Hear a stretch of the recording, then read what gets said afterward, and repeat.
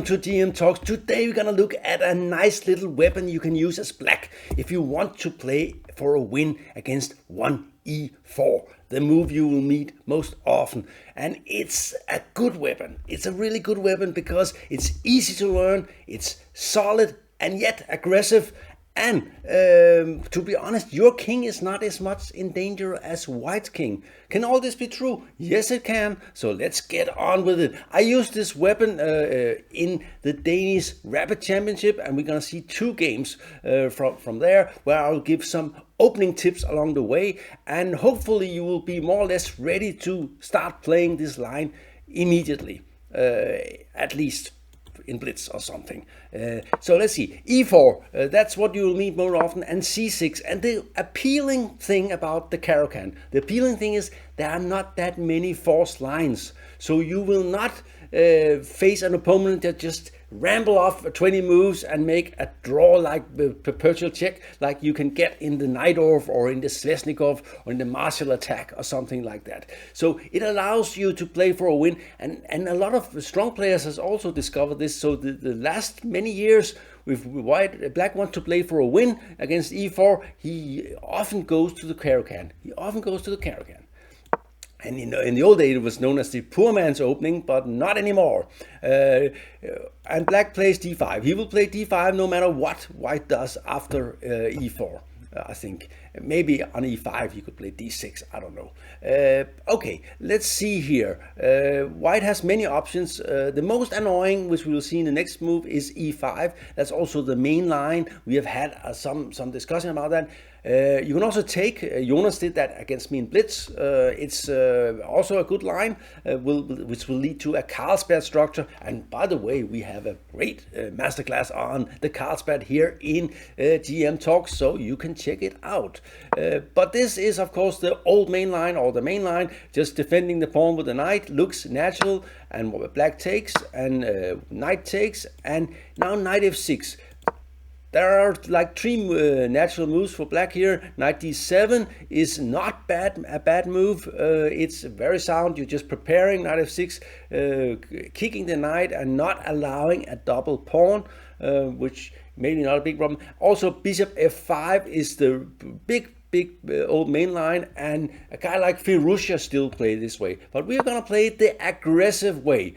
When I was a youngster, Larsen wrote a book, Solid Openings, where he recommended g6 f6. That's not very solid, by the way, but of course the Caro-Kann is known as a solid opening, and I did pretty well with that opening. Nowadays it's considered slightly unsound, but that's also not the thing we want to play. We want to play e takes f6. So what's up here? Well, you suddenly got like 4 pawns here against white's 3 pawns down here, and white's got an extra d pawn. So that means in an ending, theoretically at least, this majority on the queen side could be a very big factor. But as Tara said, between the opening and the ending, there is the middle game. And in the middle game, you have 1 more pawn on the king side and 1 more pawn to defend your king. And you have 2 open files.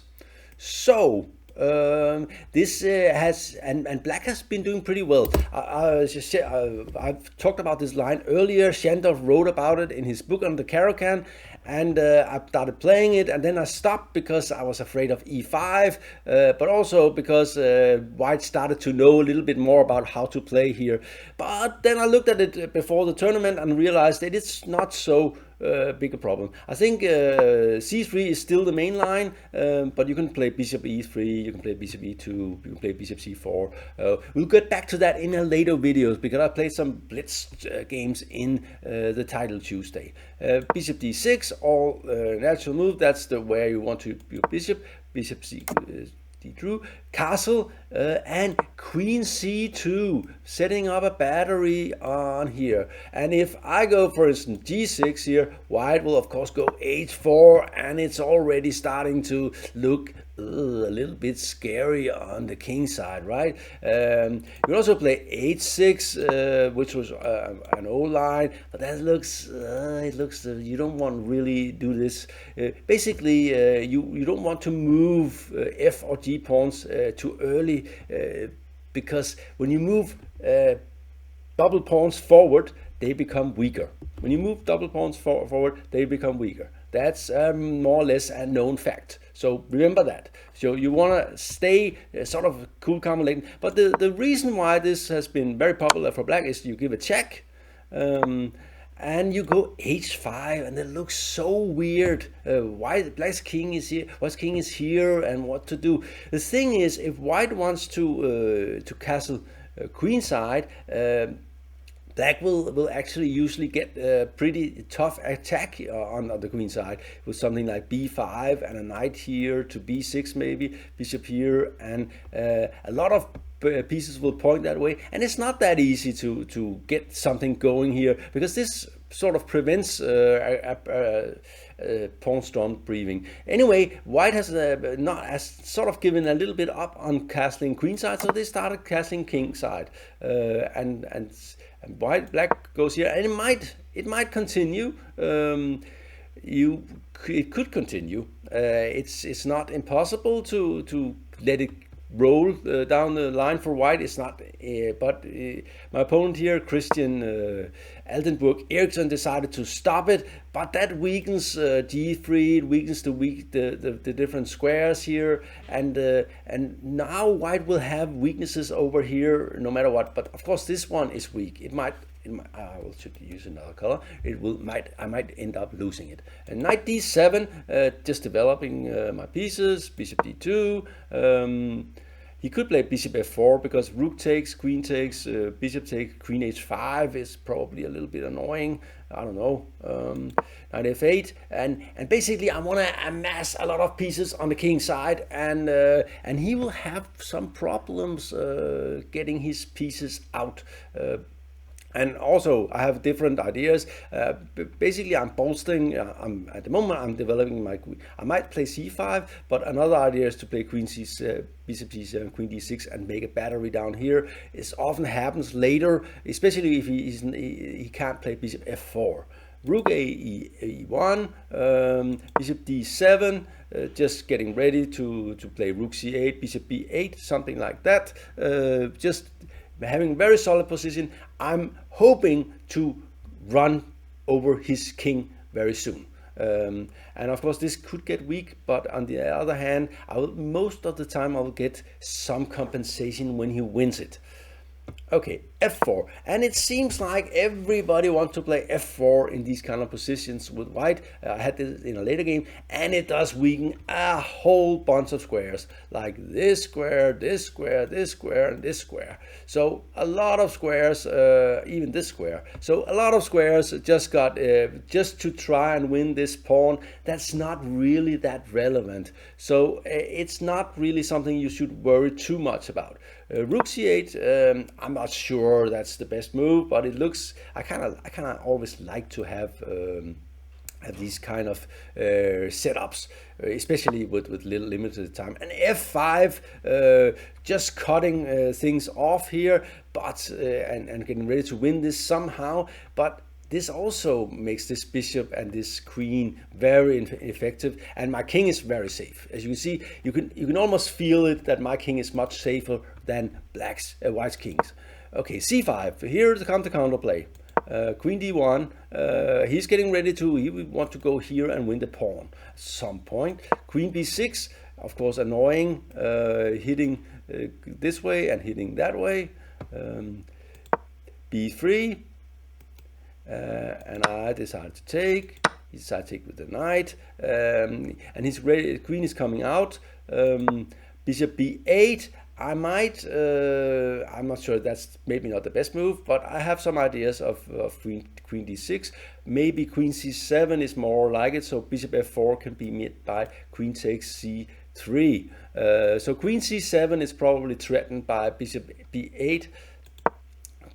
Queen g4, he plays natural move. I took on e1, And here I had a very strong move. I didn't see that. Well, I did see it, but I thought what I did was pretty good. But it's a mistake. This move is very good. It prevents the queen from sort of getting the pawn, and it's coming here. And I have really strong counterplay no matter what he does.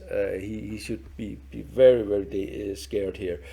And even if he wins this pawn, I'll get an initiative for many moves after this. But instead I played this very natural move. Not the best. I had a huge advantage, and now it's more or less disappeared. But still, bishop c6. Well, that does threaten a nasty thing here. Bishop e4, and I decided that it was time to bring my knight to e5, and it would have been smarter just to go knight d6. I need to get out. Anyway, I was hoping, because his structure is sort of weak, and he doesn't have much. He doesn't have any place to attack really. He's just hanging on to a pawn at the moment, so I was not really worried about that. Rook f1, getting ready for bishop f4, check. And knight e4, it's coming in here, and of course I have great compensation with rook e8 and so on. I would be pretty scared here if I was white. I don't know what he's supposed to do. He should play, I think, king f3. I thought, well, he's not gonna survive that in a rapid game, but he might. You never know. But it felt like he was in serious trouble. I'll probably go knight d3 to e5, and I will expect something to drop up.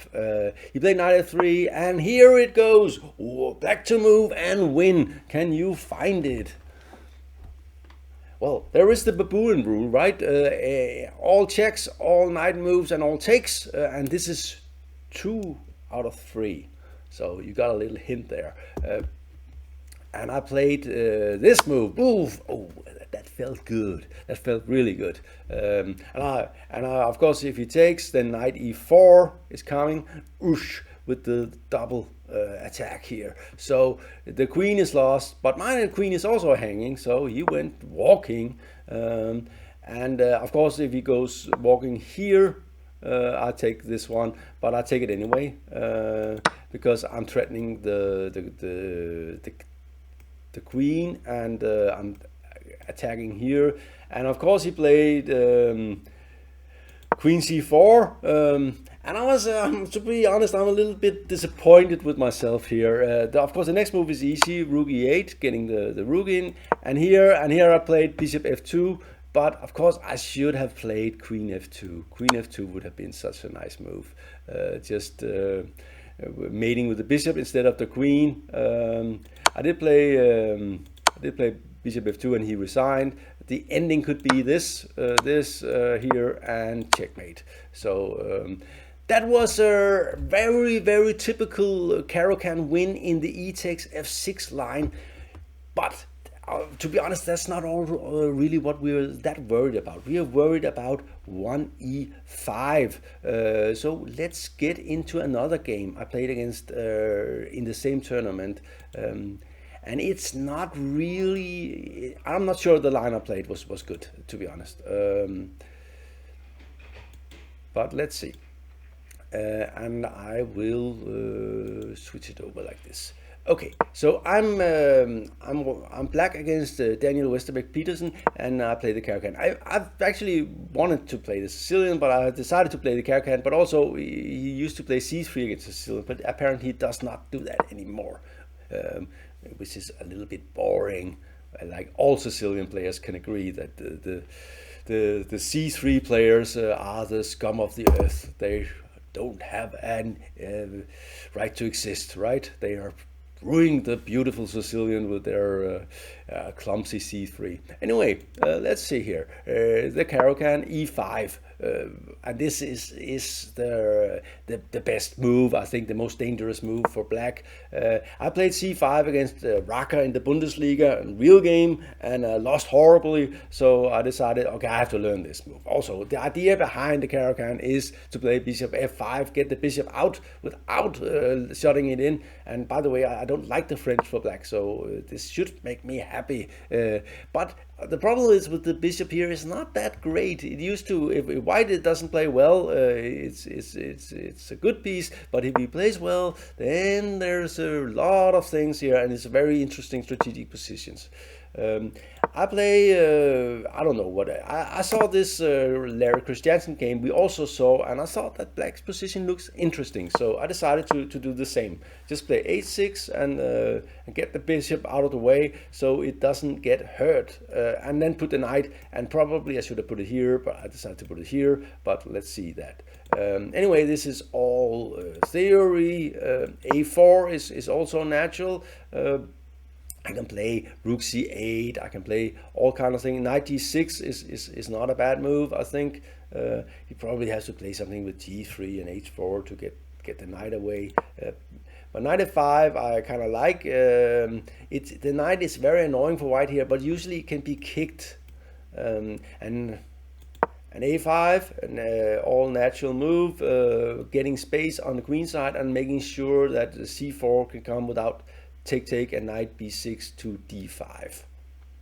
Okay, rook c8, preparing for something to happen in the c file. c3, very calm and collected. I think he should probably play c4. That looks better, because I have some problems with the white squares, and I think c4 could make sense. Bishop d2, you can make an argument for that. c3 is a little bit passive. Bishop e7 I thought was fine, and he instantly played d4, and I realized, is this a problem because I don't know the position that well. So, and he plays it instantly like I made a mistake or something. So you always get a little bit paranoid. But d4 is often a good move for white, but it's also a very demanding move. When you play d4, the pawn can't go back. It cannot go here. So it will have to stay out here. And these squares here will all be weakened forever. Forever. Like eternity. Okay. Knight h4, nowhere else to go. Take, and f4, and but the bishop is, I noticed when I analyzed this as a white, the bishop is not so bad here, because it usually can get back. It's like a very difficult bishop to trap. And I was not afraid, so castle and bishop e3, and I decided f6, just to make sure that I can get out. If we have a fully fledged position, I think probably white is a little bit better here. It's more space, but it's not a lot. It's not like really a lot is going on. But now he made a big mistake and made it easy for me. It looks like really smart move. Just take and e6, and knight goes and d takes, and this bishop has gone sailing away, and he will have an attack and all these things, and the e pawn is dangerous. Problem is, I don't have to take, and I don't have to take on e5 either. I can just calmly play queen e7, just covering the pawn, getting ready to take it, and there will be no meltdown on e6, and black is already winning. And he took here, and I'm getting my pieces out now very fast, and he already has a big problem. The problem here is something like this. Of course I can take an f5, but just rook e8, and what he's supposed to do here, he will lose material for sure. So take bishop f4, rook e8, and we see that the bishop was afraid of getting trapped, but now it plays a good role in annoying his pieces. And well, here I have a better position, and I won 2 pawns, so it's all very good. Queen d3 check, queen e4, and I'm an old man, so getting an ending with dominating pieces and 2 pawns up, that's fine with me. I can live with that. that's just the way I am. I'm not gonna try and mate him if he, and we're gonna see that I'm not gonna try to mate him, because after this and here, and he has suddenly had big trouble here on this guy, and bishop goes here, and here I played bishop f2 and he resigned. But there is a better move. There is a better move than bishop f2, even though it clearly wins. There is actually a forced mate in 1, 2, 3, 4 moves. So if I just take here, can you calculate it? Yeah, you just take twice, then check, and then end up giving a check here, and the king here is toast. So that would have been decided in the game. I should probably do like this. Anyway, instead I played bishop f2 and he resigned. So, but this is a typical Caro-Kann. Of course, I'm better player than Daniel Westerbeck and Christian Aldenburg, but it's a good way to play for a win, and I very easily got dynamic, interesting position where I could play for a win against e4, and that's not something you can achieve all the time. Please look out for the next video on the Caro-Kann. It's coming soon. Thank you for watching, and remember to like, subscribe, and so on. We are on a roll here.